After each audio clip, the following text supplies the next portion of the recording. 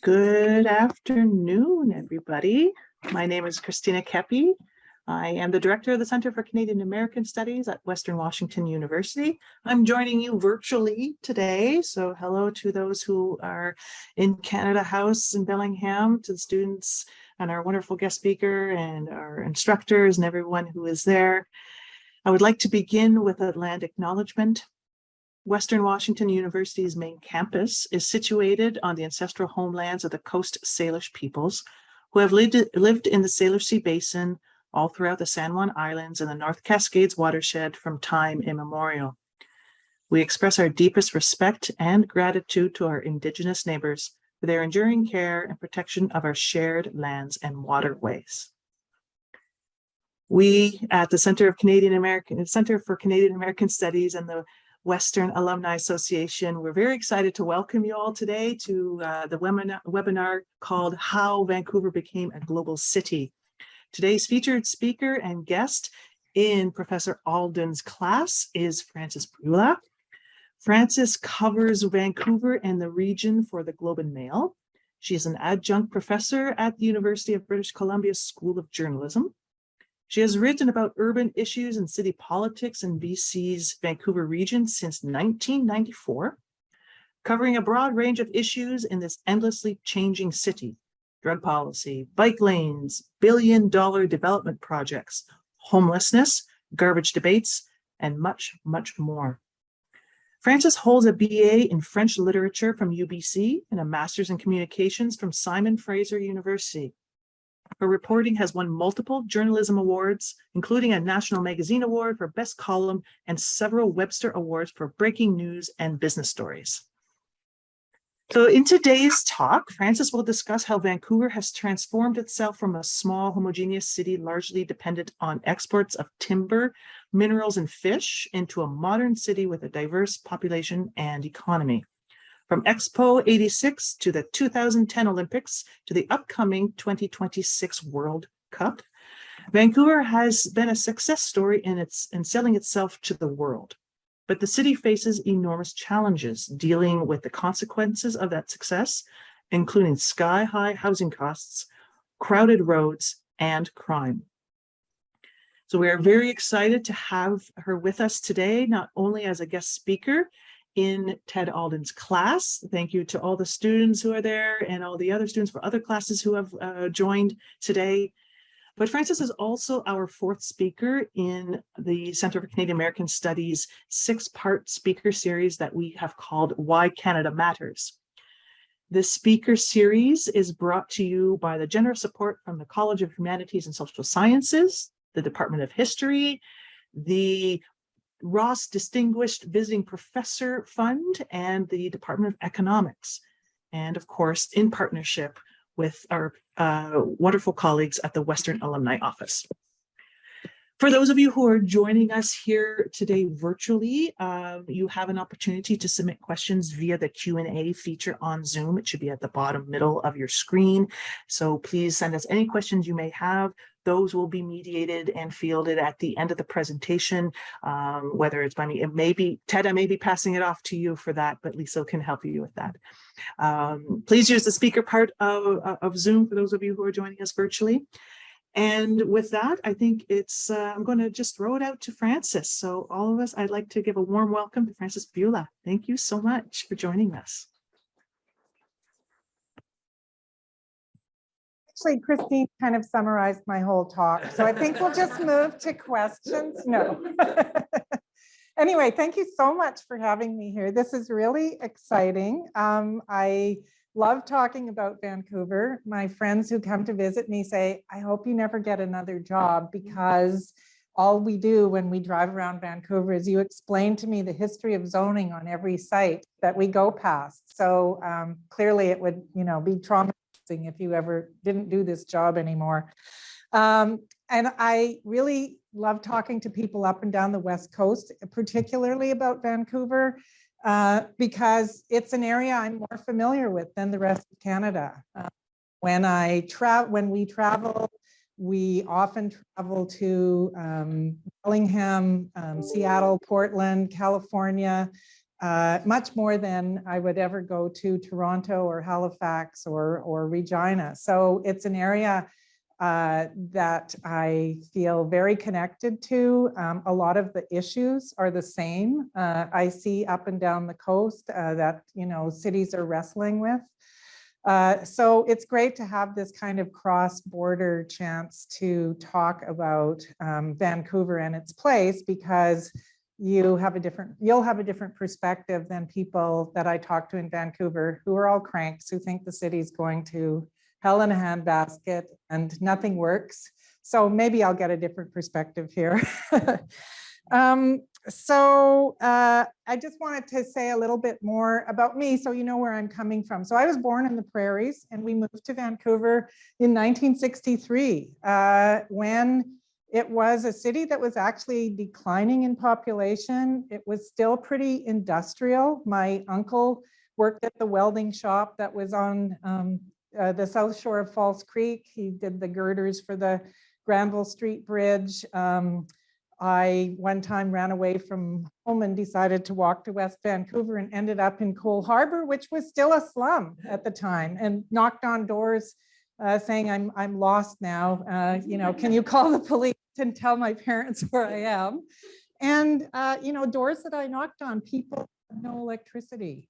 They were burning candles in their little kind of tenement rooms and things like that. So it was a very different city. And I'm not very good at slides. I hate slides, but I did pull some stuff up just to give you a sense of what that Vancouver was. Like, it was a kind of a grungy port town. So this guy, Andrew Ferris, who I asked if I could use his stuff, he did this fun photo thing comparing the Vancouver of yesteryear to modern day Vancouver. So this is old industrial Vancouver compared to what it looks like now. If we could just kind of scroll through to the next pictures. So yeah, old undeveloped English Bay and what now, or that's actually Yaletown. Again, very low rise development, and then what there is here now. Yeah, just you can keep going. More Vancouver and what new Vancouver looks like. You know, it was extremely industrial, and in fact, False Creek, one of the problems with it is they're still trying to do cleanup because they used to have tar burning, those beehive burners that burned all kinds of toxic things and things like that on the waterfront in what's now central Vancouver. You can keep going along here. So very different. Obviously, black and white makes it look grungier than it used to be. So yeah, so those are just some of the comparison shots that you see. Oh, Olympic Village. Yeah, I want to show that off. So that was the old West Coast shipbuilders, and now the Olympic Village, which got built for the 2010 Olympics, is this beautiful place that I love walking around in. They built this gorgeous little bridge across. It's got these amazing views of downtown. Anyway, but when I moved here in '63, it was kind of a grungy, small West Coast port town. Vancouver actually was losing population in the 1970s when I was a teenager. I'm dating myself here, but I've talked to people who said that when they used to come downtown with their parents in the 50s, sometimes one parent would have to walk in front of the car while the other drove because the smog was so dense that you couldn't see on the streets in downtown Vancouver. It was a bit like, you know, London when they had the inversion, that the very famous one. So that was the Vancouver that I grew up in. And that Vancouver, I would say, you know, if I had to have to divide Vancouver into eras, which of course we love doing, when you're in journalism, you just create little, you know, pretend narratives and packages, but I'm going to do that as well. So I would say that from the 1870s to the 1970s, Vancouver was very much a city that was geared to, you know, some industry. It was the kind of the center for what BC was, which was a resource province. It was fishing, mining, forestry, and then some agriculture. When I first moved to Vancouver, or when I was younger, you had agriculture reports on at noon on Vancouver CBC. And that was a big part of British Columbia. And I feel very connected to it. I worked as a commercial fisherman for 6 seasons. First down on Vancouver Island, and then my last 3 seasons up north around what's now called Haida Gwaii. It was the Queen Charlotte's back then, and Prince Rupert. And many people I know worked in some kind of resource industry. They were cooks at mining camps and things like that. Like, it wasn't that long ago that it was a dominant part of the economy. Through to the 70s, it was resources and then real estate. Real estate's always been kind of a scam operation in Vancouver. And there's a very famous Rudyard Kipling quote, because he came to Vancouver several times and he actually bought a house on Fraser Street, or maybe a couple of them, just a few blocks away from where I live. I live in an old Edwardian in sort of central Broadway, Vancouver area. And he said, I don't quite know it. I don't have the exact quote, but it was something like, I don't quite get how this city operates. Like, people buy property and then they sell it at a profit, and then they move out and buy a little further out, and then they wait for the prices to go up there, and then they sell it, and then they move a little further out. So that's what was happening even in the late 1800s and early 1900s in Vancouver. Real estate was always a big part of how people were trying to extract wealth from the territory, along with fishing, mining, forestry, the big ones. And Vancouver's downtown of the 1970s, all the towers that you saw there were filled with people who were serving those resource industries. The Mac Blow building, the tech building, Weyerhaeuser came along later, but it was accountants, engineers, lawyers, and experts who were, their job was to kind of manage resource extraction in the province. And I remember once somebody telling me, sort of in the early 90s, or no, mid 90s, when I was starting to get interested in all this, they said BC had a hard time developing an entrepreneurial culture because anyone with any smarts and who'd been to university for more than 10 minutes ended up working in sort of resource management. That's where you went. There wasn't a lot of demand or a lot of opportunity to start up businesses because anyone who had any smarts and so on was being fully employed by that part of the economy. So like many other cities, Vancouver changed, or it started to see change. And can we just go to the next URL? So this is Vancouver today, the image that many people have of it.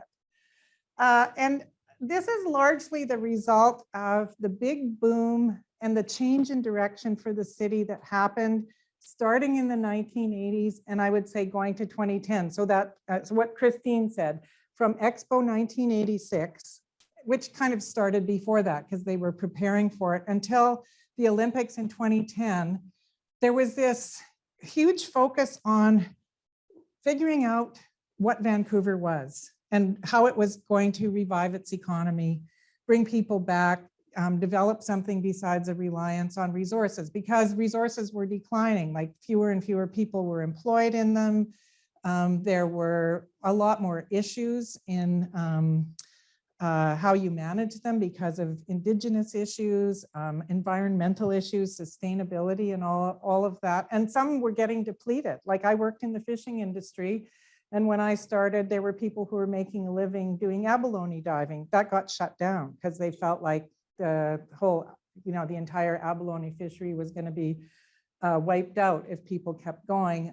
In the years that I was fishing, openings got shorter and shorter, and people were having to go out in sort of worse weather to catch the same amount of fish and try and make the same amount of money. So from the 1980s, 90s, and the first decade of the 21st century, people were trying to figure out, like, where is Vancouver going to go? I mean, BC as a whole, but Vancouver is the driving part of the province. It's the port. It's the place where things come in and go out. It was where all the management offices were. So what was going to happen to it? And what you saw, and this is not unusual, we've seen other cities do this, but what part of what happened was there was this big drive to sell Vancouver internationally. So Expo 86 was meant to appeal internationally, but particularly to the Asia Pacific region. It was heavily promoted there. And some of you may know that at the end of Expo 86, the land that the fair was on got sold to a Hong Kong entrepreneur to be developed into condos, some of which you can see in things like this. And I would say that there was a lot of optimism at that time. You know, like Vancouver is sort of, that's when Vancouver started appearing on people's mental maps as this great city to be in. And showing up on livable #1 lists, which I always say, please stop doing this. Please show the rain. So fewer people come here. But there was this, there weren't too many questions asked about, is this the right direction to go? It was, you know, this is great. We're developing our downtown. And one of the very interesting things that the city of Vancouver did was say, we're going to allow a lot more housing downtown. We're going to try to get people to live downtown. And the city also refused to have a freeway built right through the center of Vancouver. And so Vancouver city politicians said, since we turned that down, if we can't allow, if we're not going to get people, make it easy for people to commute in from the suburbs, we have to provide more housing downtown.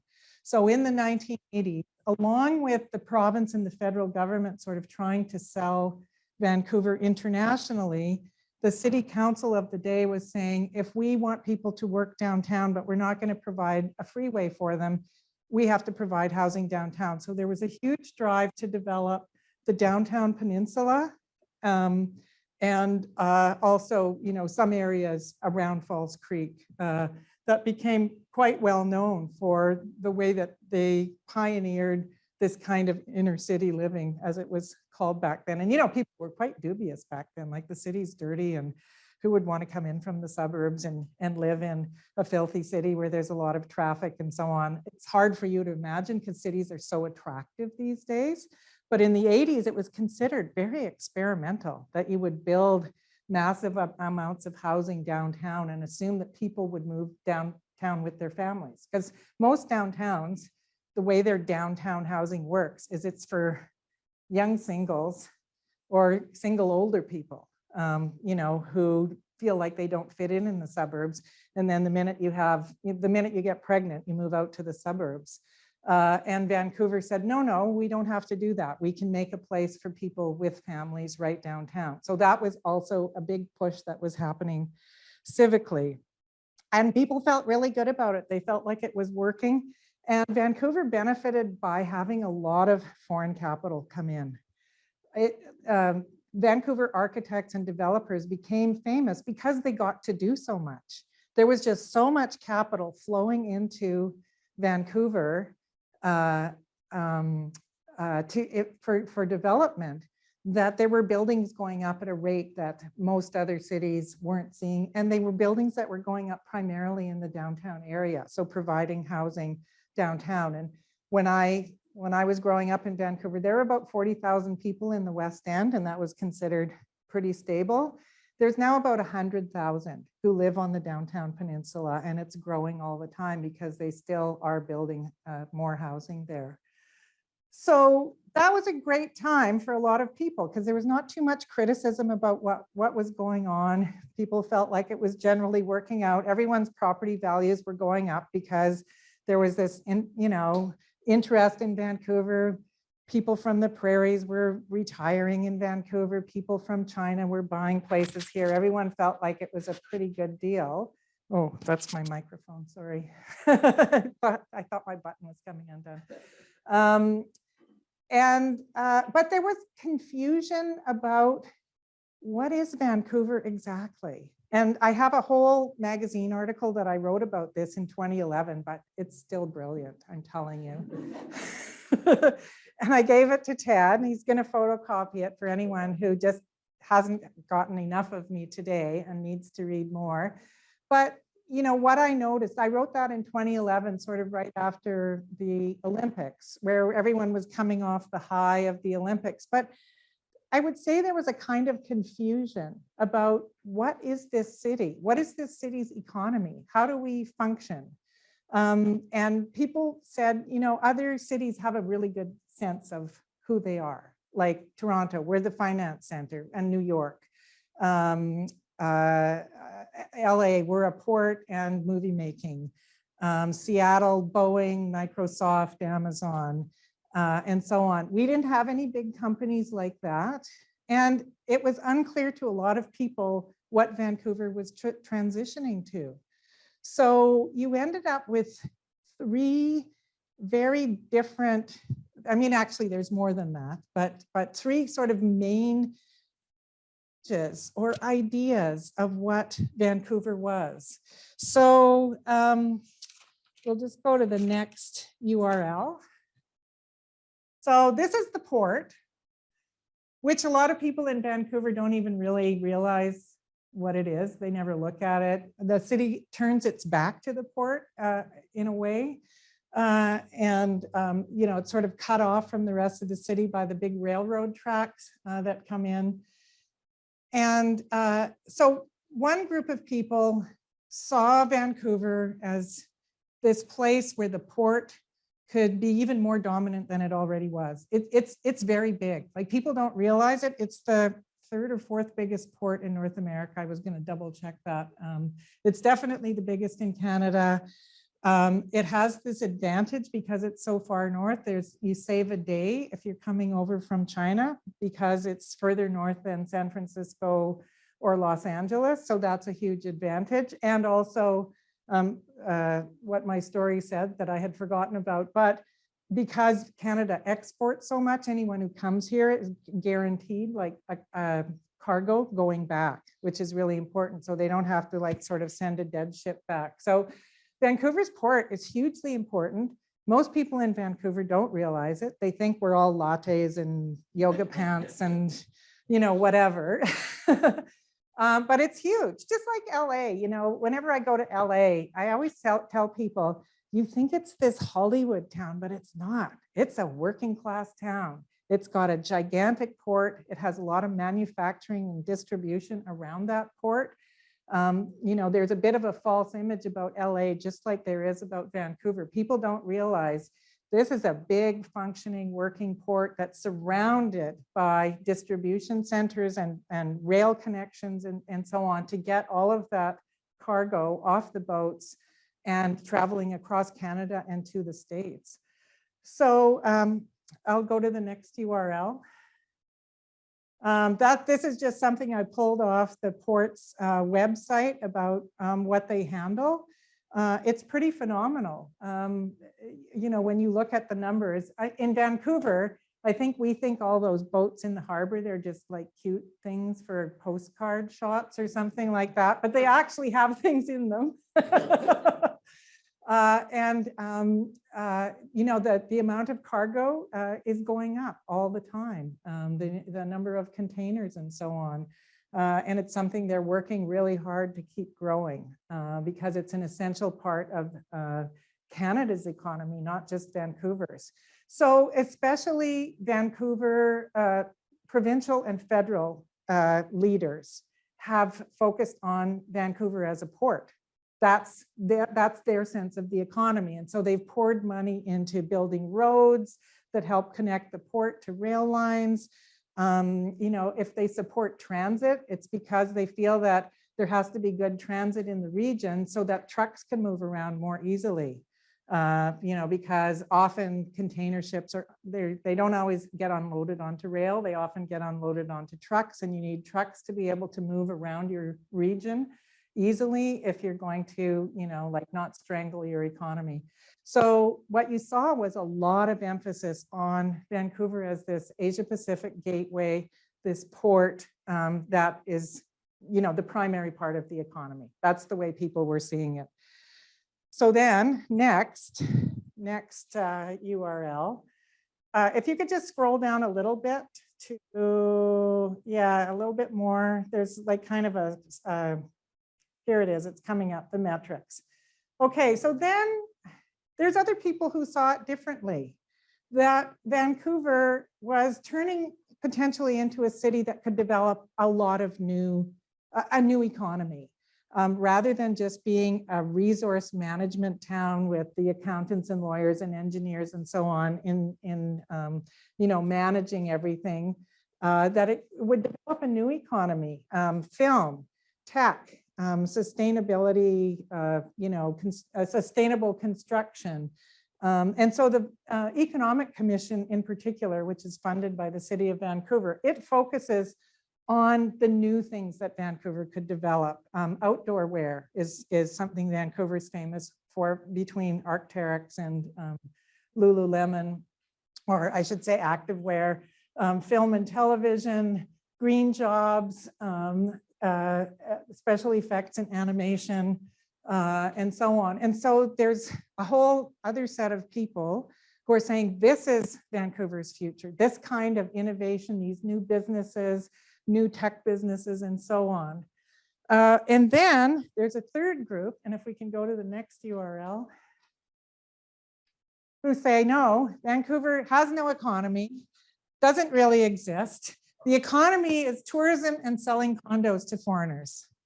And there is a group of people who sincerely believe that. Bob Rennie, who has been the #1 marketer of Vancouver real estate for a couple of decades, has many times said to me, no, Vancouver doesn't have a real economy. No, the only thing we can do is like sell condos to people with money, which, fits in with his worldview for sure. And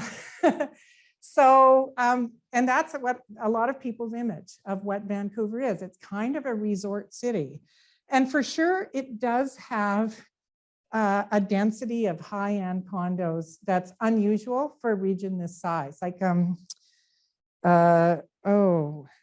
Rybczynski, this writer who's written a lot about the development of cities and the difficulties of building new housing and so on. He came to Vancouver once and I drove him around to show him everything. And he said, oh, these are not Vancouver people living here. You don't get this kind of density of condos from your local population. This is a glamour city like Miami. So people are moving here because it's beautiful and they want to have a pied-à-terre here, or they're willing to, like they want one of their 7 international penthouses they want to have here. So there definitely is a part of Vancouver's economic makeup that is, there are people from all around the world who want to come and live in Vancouver, either full-time or part-time. And I have relative, kind of distant relatives, but they own an $18 million penthouse just to the left of here. And, but, another property in Palm Desert and another one in Hawaii and another one somewhere in Florida. So there's a certain collection of people like that who do live in Vancouver now. So those are sort of the 3 big images that people have of how the city works. And the problem with that is that those 3 images inform what people think should be done, particularly with land. And that's where you see kind of the stress and the crunch coming, because if you think the city has no economy and really its best hope is to develop itself as a resort and entertainment center, then you should give over your land to that. You shouldn't, why would you preserve industrial land when there's no industry? in Vancouver. And then the port argues we are important. We're an important part of the economy. We're going to continue to be important. We need land too. And then people who are working in the new kind of green tech industries and so on, they also need a place to operate. And especially if you want to develop businesses in an economy, they have to be able to start small and cheaply somewhere. You know, if you make everything in your whole region so expensive that no one can afford to rent a warehouse and try and figure out the latest, you know, gizmo that might change the world, you're not going to develop any homegrown businesses. And in my article, I quote this one woman from the Economic Commission saying, you know, Vancouver's not going to get head offices moving here from elsewhere. That's not the way head offices work. Head offices develop because someone starts a business in a city and they stay there. They move very infrequently. Like, you know, Boeing started in Seattle. That was a really big deal when they decided to move to Chicago. That was quite unusual. So, you know, the Economic Commission is saying, if we're going to develop in sustainability or VFX or animation or whatever else, there needs to be spaces for those people to be able to work. So you get this incredible tussle over how the land should be used. And I think you all know Vancouver particularly has a problem with land constraints because we have, guess what, the American border, the ocean, mountains, an agricultural land reserve that reserves like a lot of land within the boundaries of Metro Vancouver for farming. Vancouver has more farmland within its kind of regional metropolitan boundaries than any other place in North America.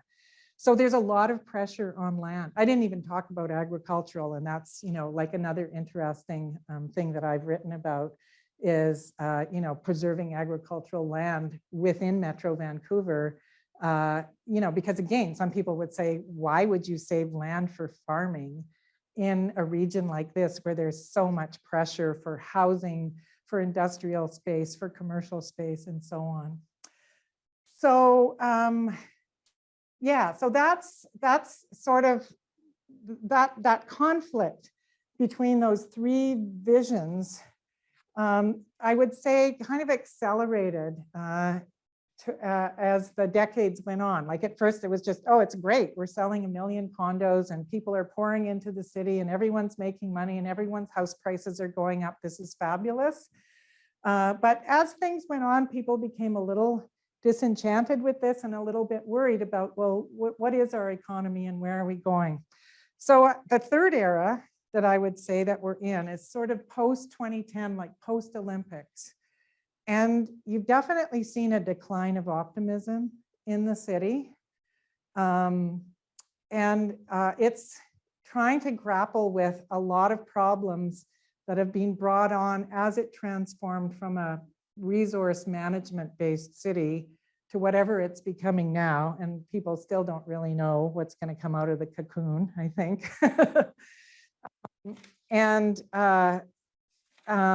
You know, and some of the problems are obviously shared by other cities that up and down the coast and elsewhere. But, you know, what I would say I've seen in the last 10 years and covered a lot of it is real fear about foreign investment and its impact on the housing market. And there was a real drive to like tax foreign buyers or ban foreign buyers or put some kind of limits on them because it was felt that that was contributing to the problems of housing affordability, even though there are problems of housing affordability in pretty much every major job-rich city in North America. You know, it's foreign investors might play a part in Vancouver, but it's obvious that there's something. Ted and I were talking about this last night. The housing system is kind of broken. And there is evidence of that in multiple, you know, in pretty much every major city in North America. So, but post 2010, a lot of more skepticism in Vancouver about should we keep building these condos that just seem to be occupied by foreign investors?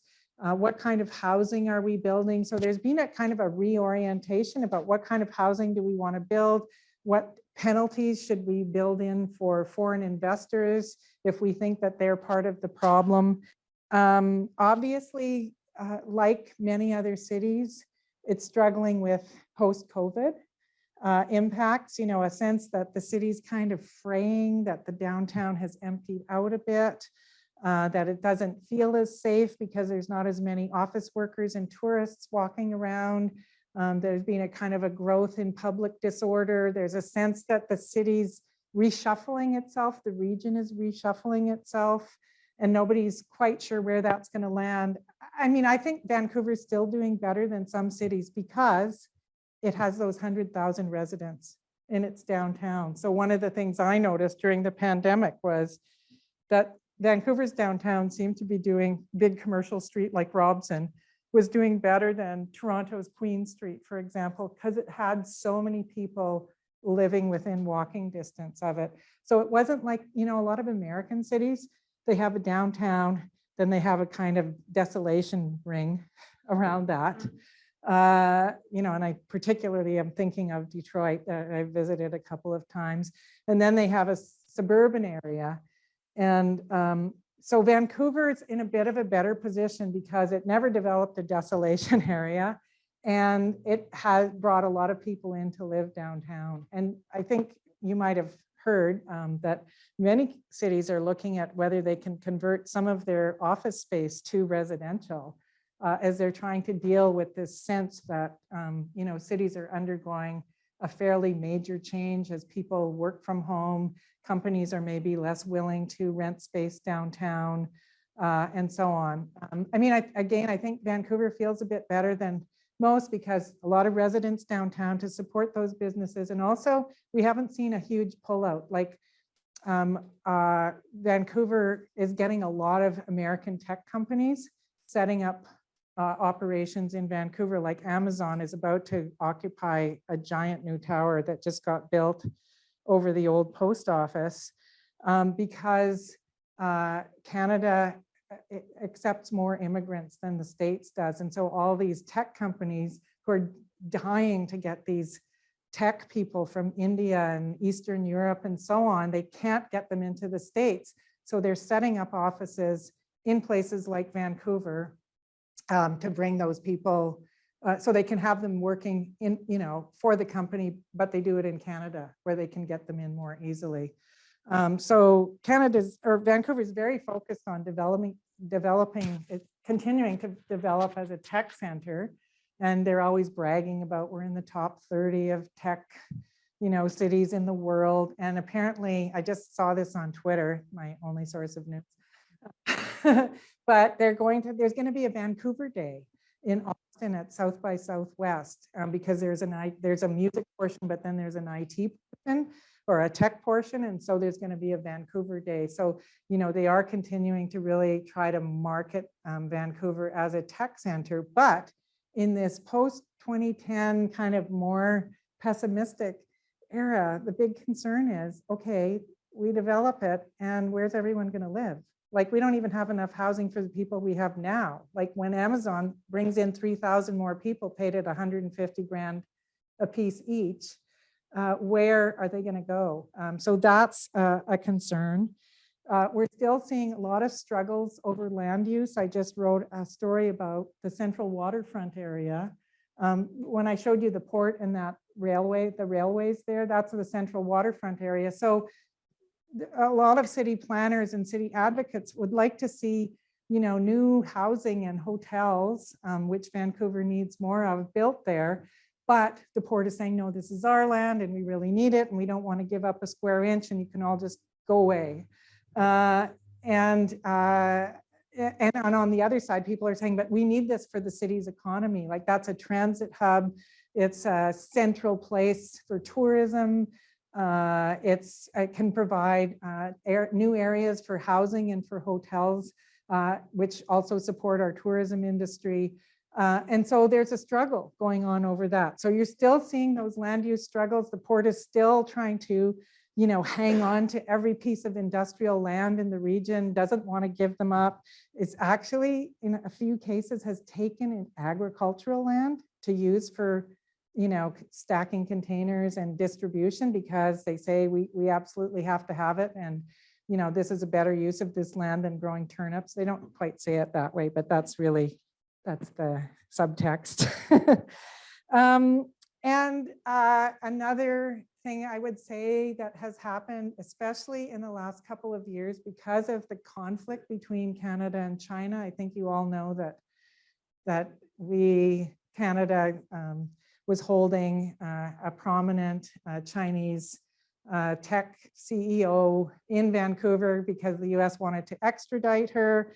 And so China put 2 of our citizens in jail. There was a really bad feeling across the country, Canadians' perceptions of China declined noticeably. And, in BC, one of the driving things since the 80s was we need to diversify, we need to find new markets. And China was a big, important new market that people in BC really tried to connect to. And now there's a lot of uncertainty about that because, relationships really frayed between Canada and China. And, I don't have to tell you, all kinds of supply chain problems emerged when you get everything manufactured in China and ship it over. And then when the system breaks down, all of a sudden, nobody has chips for their cars and so on. So, there's some re-examination of, if we're going to diversify, let's make sure we don't just diversify from the US to China and end up in, a bad situation. So that's kind of where Vancouver is now. I have to say, I feel that people in the city feel pretty irritable right now. Housing prices are out of this world. They're completely out of this world. And I have 4 kids and stepkids in their 30s. So this means a lot to me. I look at rental prices every day. We built a laneway house behind our regular house to house one set of my husband's daughter and her husband and 3 kids. So they're living in our backyard essentially, because that was the only way they could afford to stay in the city. The second kid, we provided a massive amount of money for a down payment. We've got 2 other renters. We're trying to figure out what we're going to do for them. And it's hard. So there's this real irritability, especially about the housing issue, because it just affects everything. I don't know how much you read about housing. I'm obsessed with it and have been for 20 years, so I can go on forever. But there was a recent article in the Atlantic magazine about how the cost of housing is having this devastating effect on cities and on people's personal lives everywhere, because the more you shell out for housing, the less you have for anything else. It just has massive impacts on people's personal daily lives, and then what kinds of businesses you can sustain and what kind of economy you can sustain when people are having to devote so much of their income and energy just to maintaining housing in the city that they're living in. So that's where we are. I just want to, I'll post the URL. If any of you are interested in reading more about this, and if we can just scroll down a teeny bit.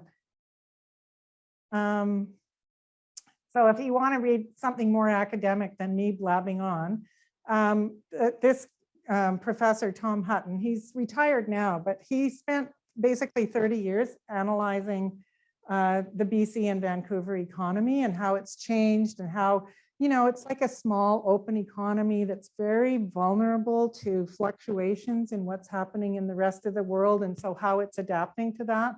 So this is just one chapter in a book. If you could just scroll down a little bit. Yeah. So you can see he starts off Vancouver's development as a city, as an experiment in urbanism, and as a site of innovation and restructuring has stimulated significant scholarly and policy interest, which is true. A lot of people are quite fascinated by how Vancouver changed so quickly, so fast. The model of city building that they call Vancouverism is something that people have been, studying around the world. People are quite fascinated by it. But Tom's very good in noting the weaknesses in our economy. Like, we don't cluster our industries very well. They're kind of scattered all over. So you don't get any of that great clustering that, for example, that Seattle does in South Lake Reunion. I mean, that was a great, like grunge theater, music, warehouse, arts area for a long time. That's gone now, kaput. But it has developed into this super intense like tech area where, everyone's in the same, within walking distance of each other. And if you don't have a lanyard on, you're a weirdo. They throw you out. That's what I've noticed when I'm there. So anyway, he's written a lot. That's just one essay in one book. If you could just go to the next URL, it just shows you a copy of the book. If anyone wanted to read a more scholarly take on all of this than what I've said. Okay, I've talked a lot. Ugh, I'm not used to this. Journalists, usually I'm on the radio, I get 3 minutes. So this was very exhausting. I think I'm going to go have a nap now. No.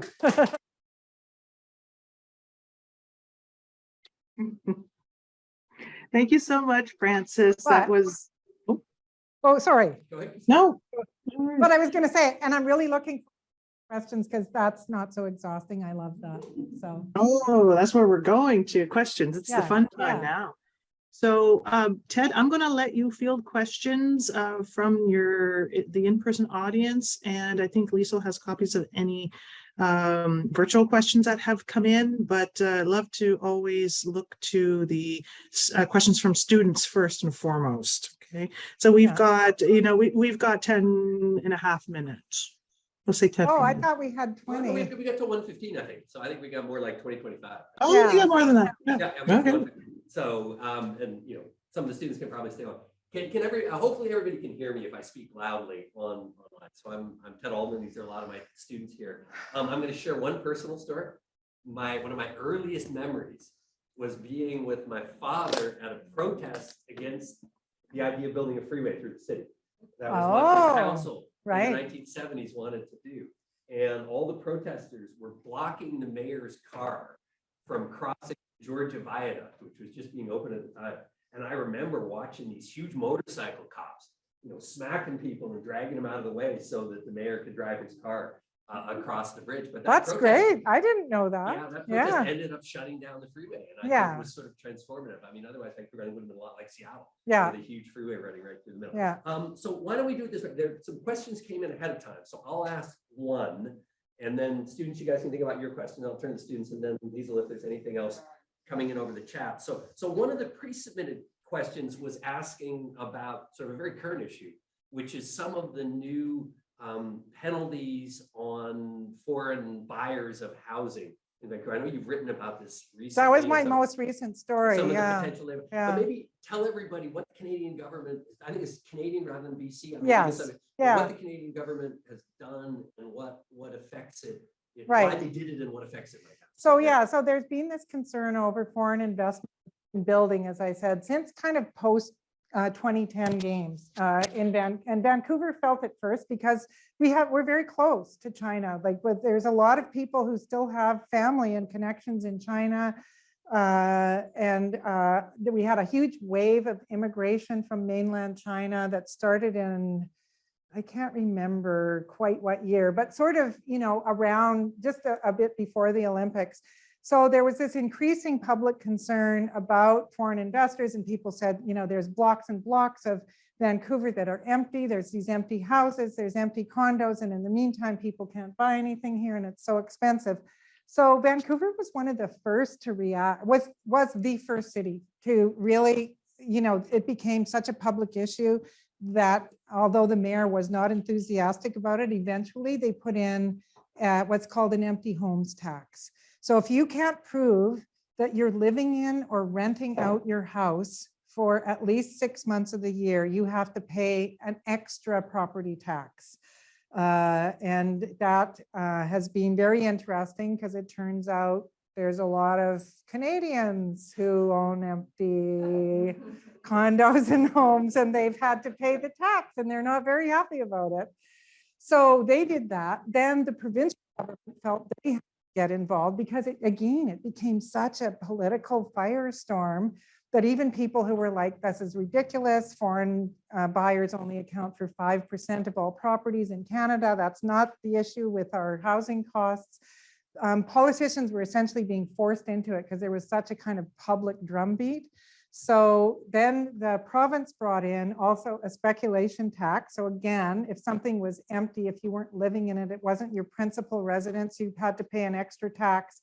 And they made it for certain key areas of the province where they felt there was a lot of that going on. Vancouver, Victoria, Kelowna, I think. I can't remember. They've altered the boundaries a few times, so I'm not always quite sure where it is.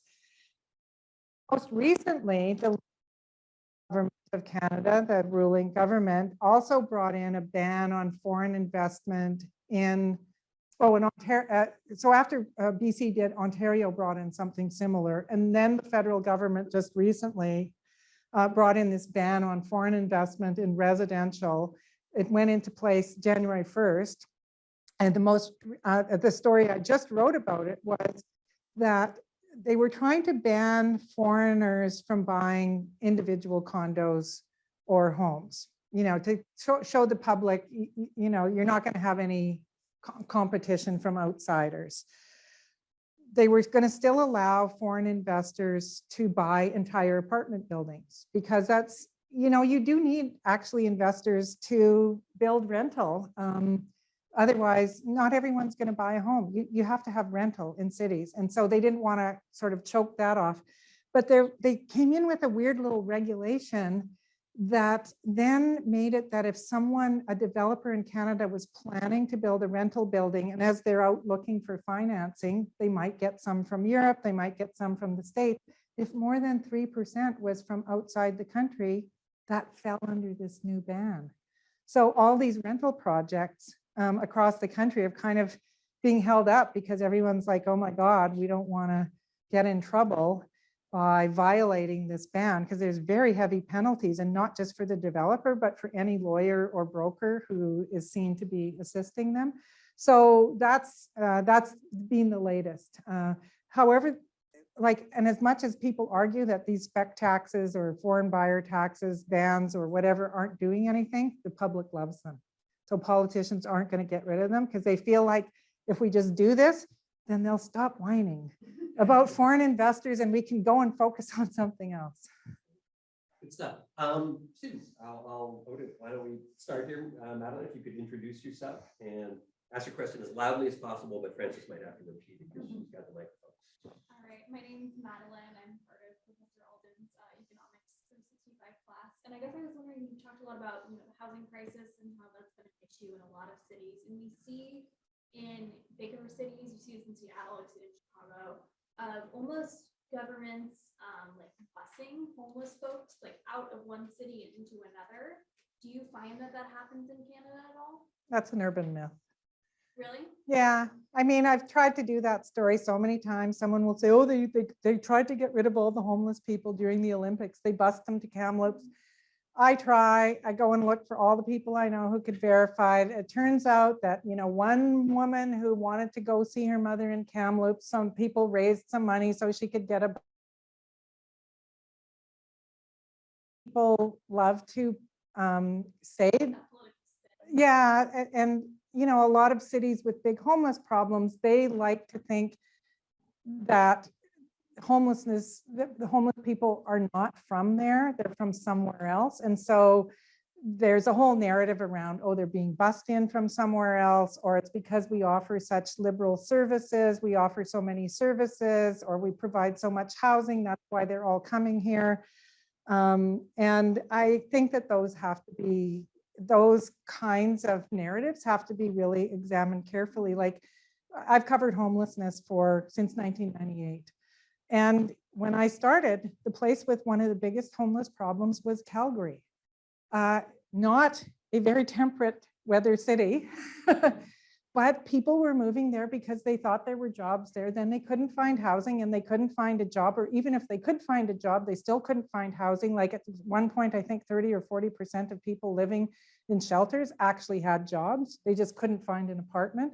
So I think those kind of narratives about homelessness have to be examined very carefully. They're very popular in San Francisco and LA. They love saying, oh, we only have a problem because it's so warm and we provide too many services. So they're all moving here from Peoria or wherever they think they're coming from.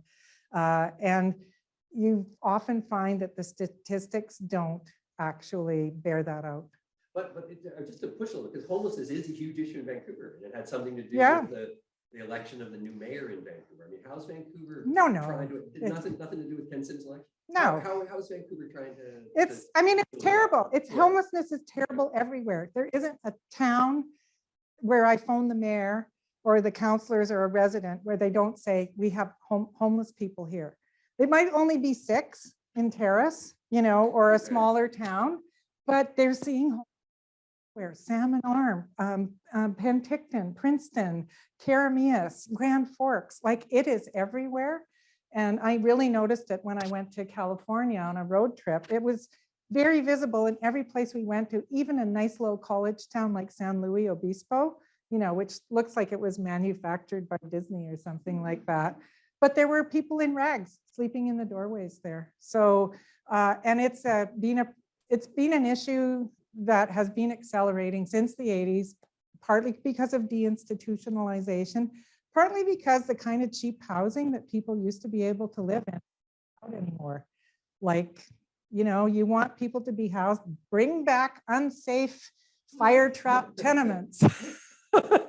You know, in New York, you didn't, in the turn of the century, you didn't necessarily see a lot of homeless people right out on the street because they had really terrible places that were sort of indoors where they could live. And people don't like it when I say that, but the reality is that we used to have a lot of, I hope I'm allowed to say this, really crappy housing that provided some kind of indoor space for people who had very little money. Very interesting. Liesl, do you have a question coming on the chat, or should we sit with the students here? Okay, good stuff. Other students. Hi, I'm Connor Costello, a computer science major and economics minor here. And I Ooh. wanted to ask because something you said that stood out to me, like in your presentation, is that you called the housing system broken. Yeah. I was just wondering if you perhaps were thinking this more as just in like were you saying that as in you think like the entire, like the system as a whole, you see it as broken, or is it just maybe like certain aspects, certain people, certain? No, it's broken. The whole system. The whole system, because as I said, you know, sort of prior to the Second World War, like there was terrible housing built everywhere. People were living in falling down shacks and tenements and, you know, unheated. And then we went through this amazing period post-war where there was so much building going on, more building than has ever been seen. Like the volumes exceed the amount of building that happens today, even though the population was lower. And there was room spread out. Everyone got put in crummy little bungalows in the suburbs and problem solved. I mean, that's what I grew up in, a terrible, terrible, like, place in North Regina, you know, that I'm sure was built for like $3,000. I'm not sure they used all the nails they should have. So, and for a long time, people thought, okay, our housing system is working, like people are building stuff, there isn't too much of a homeless problem. But I think it was like slowly the underlying problems were accelerating. You know, I could spend, and I'm going to sometime next week in another talk, talk a lot about zoning and its impact on cities. Like a lot of cities have reserved much of their land for single family housing. And if you want anything else besides that, you have to go to a special apartment zone, or you have to like rezone your industrial land so that you can put new housing on it. So a huge amount of land in most cities is preserved for single family housing, and people who live in those neighborhoods, by and large, don't want it to change. So they resist any effort to densify, put in an apartment building here and there so that you can accommodate like 30 more families instead of just 2, you know, on a couple of city lots and so on.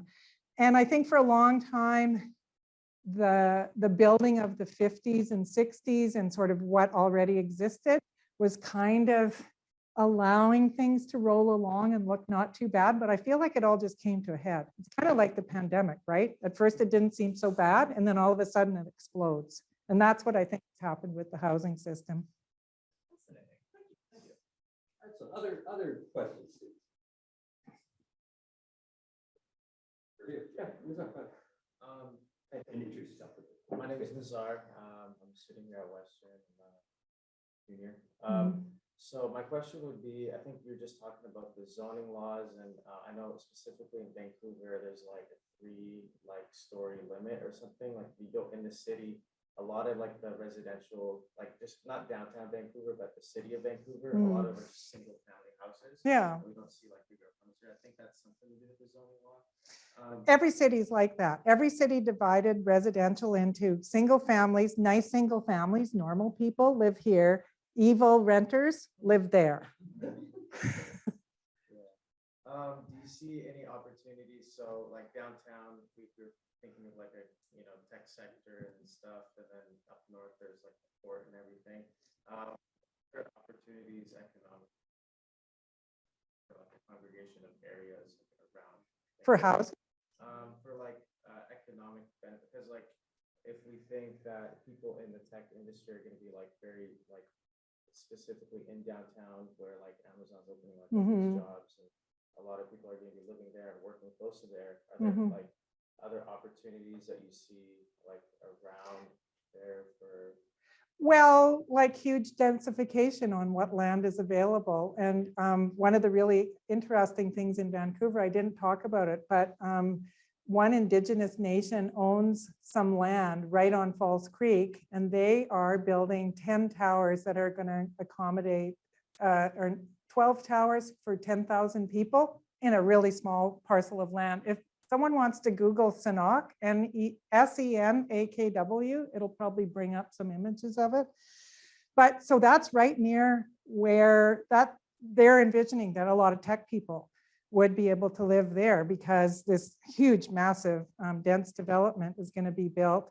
So the two things people are trying is any land that you can find that can take a lot of density, put it there, and then try to gradually increase the density in single family neighborhoods by allowing laneways, duplexes, like quads, triplexes and quads, and even maybe sixplexes. So that's, you see a lot of that happening in certain cities. Minneapolis, Portland, California, many California cities are pushing for that. And Vancouver is currently exploring the idea of allowing 4 units on any lot in the city. That's kind of the standard size, and 6 on larger lots. So those are the two things that people are trying. Hyperdensity in the little pieces of land where you can do that, and then sort of a general, more gradual, gentler increase in density in the rest of the single family city. That's what I see people experimenting with. And I have to say, every city's doing, this is like a massive experiment that's running. All these cities in North America are all trying to deal with this housing issue. And it's not just big cities. Like you go to small towns and they are also experiencing huge housing problems as well. And I've talked to people who said, we hired a chief administrative officer, but he can't find any place to live. He's going to have to get someone to come and build him something because there is nothing in this town. So everyone at this point, they're all experimenting with how can we fix this broken housing system. They're all experimenting with what do we do about homelessness. And so far, it's chase them around from place to place, or let's try really hard to provide a lot of housing. And neither solution seems to have come up with definitive improvements yet. So people kind of don't know what to do. They don't know which approach to land on. Fritz, could you just elaborate on one thing quickly, and then we've got a question from we've talked in the class quite a bit about Indigenous land claims and issues with sort of resource and stuff.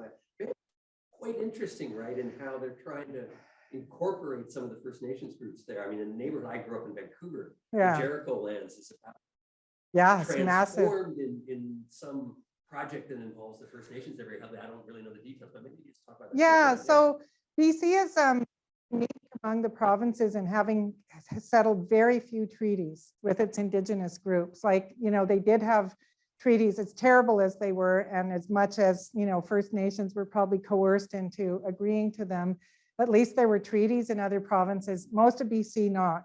So BC's been in the process of settling with various groups. So something that's happened in Vancouver that's really fascinating is Oh, where did Sanat go? So We lost yeah, so the Squamish got this piece of land here back.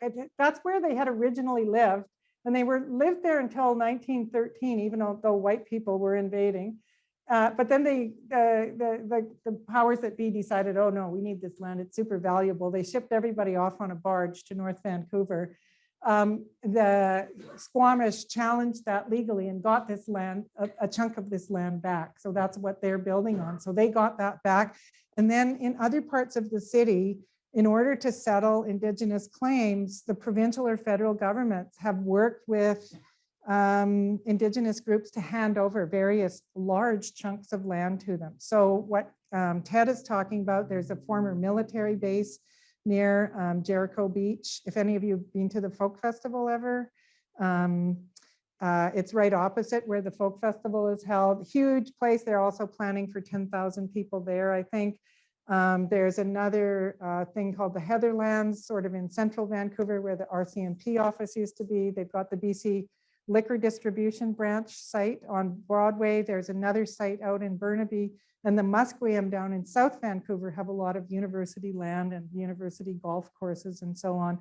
So I've frequently written about how Indigenous groups in Vancouver are the biggest developers currently in our city. And they're going to be building thousands of units.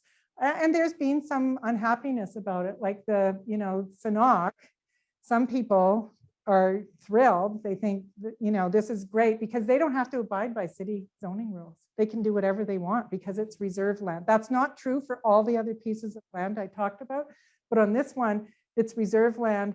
They're not governed by the city of Vancouver. They can do whatever they want. So they're doing these unbelievable massive towers. If you scroll down a little bit, yeah, so that's what they're planning, like on either side of the Burrard Bridge. The other pieces of land, they do have to work with the city and abide by city rules, but still it's thousands and thousands of units that they're going to be bringing to the city. So that makes Vancouver different for sure. That was Ruth. There is. Oh, sorry. Yeah. So I'm Ruth Basson. I work with the Salish Institute, the Board of Policy and Research building. I spent many years living in Vancouver. Oh. And just curious on the whole like endowment lands and the 99-year lease. Oh. As well as repeat the question. Yeah. And the basements. The whole like unregulated. Hey, I have a basement suite. Out at below market prices to try to solve the housing crisis, one suite at a time. Anyway, the question was, well, two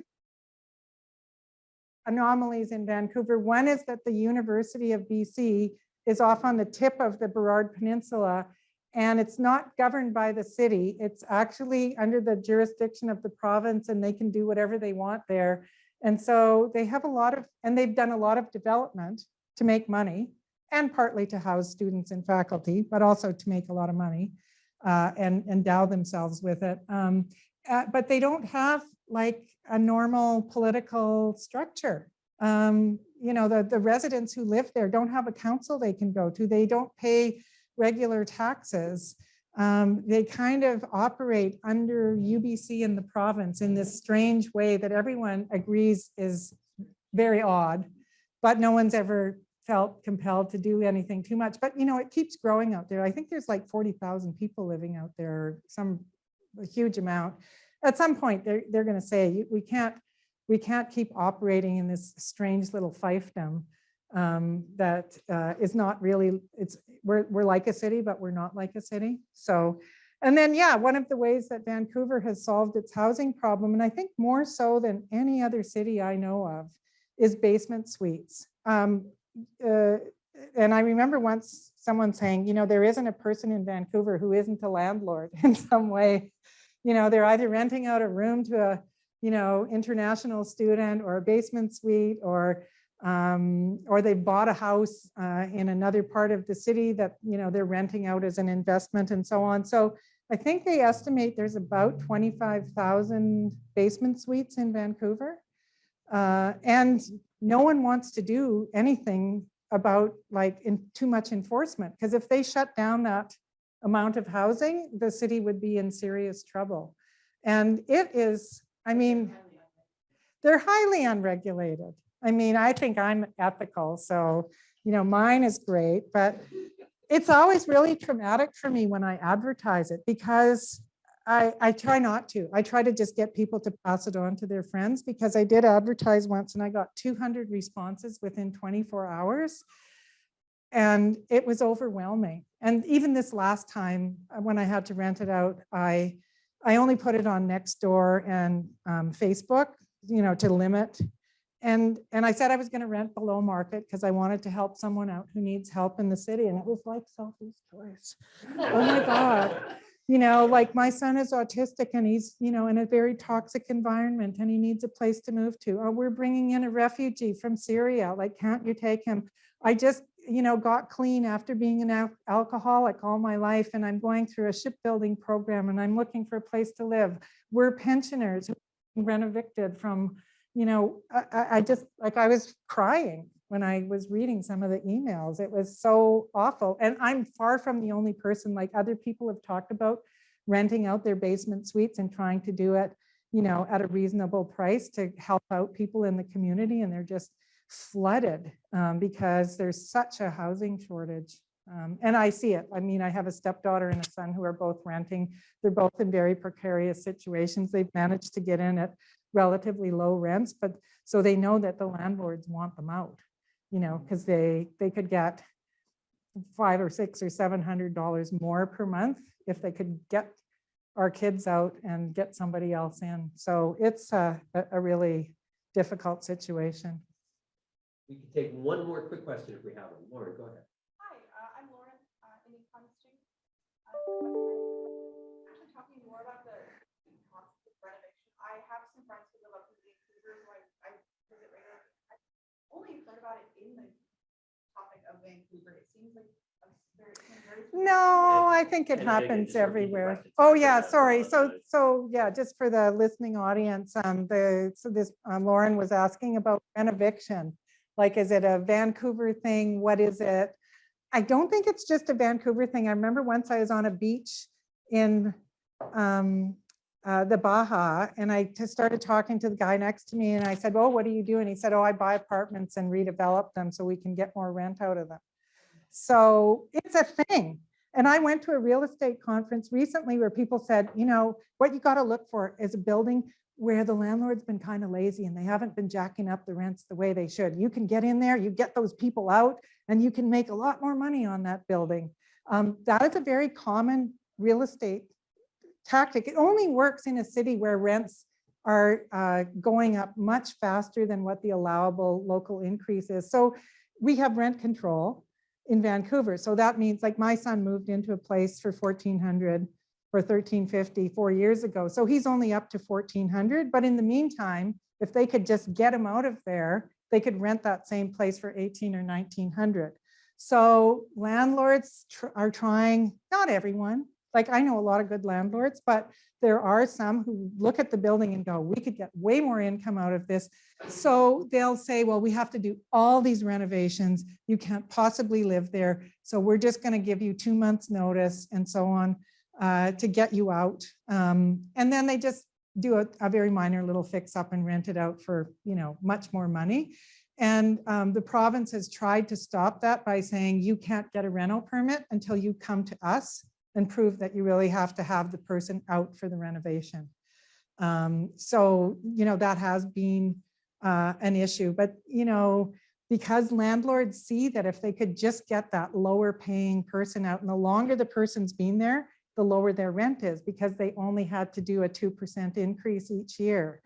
And rent rates have been going up way more than that. So they look at someone who's paying $1,000 for a 2-bedroom and go, I could get double that. I got to get this person out somehow or another.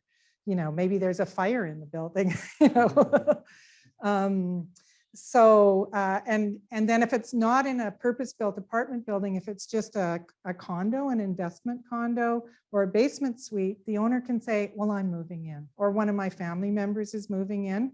They say that, that's allowed, but then all of a sudden people turn around and, oh, that suite is being advertised now for $800 more per month. They didn't really move anybody in. So it's a real issue, and governments are trying to figure out a way to, you know, put some controls on that, but it's hard when people see their investment that they could get more out of it, and they're facing a lot of increased costs. They look for any loophole that they can find to get low-paying tenants out, and that's happening in every city. Just, you know, if the rents are escalating hugely, there's so much incentive for them to try to do that. Okay, we are at time here, so I think that's a good place to start. I'm going to keep my students for a little bit, so we'll take like a 5-minute break. But let's give Francis Buell another big hand. Really interesting. Hey.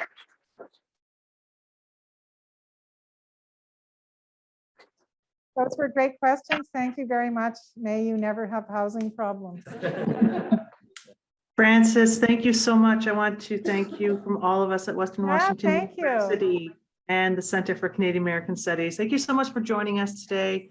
I also want to thank our partners and Alumni Association, those who chose to support the Canadian Studies program as part of this webinar. And for those who have joined us virtually and those in person, there will be a recording made available that can be emailed out to registered participants soon. So check your inbox in the next couple of days. Thank you again so much. We'll see you next time.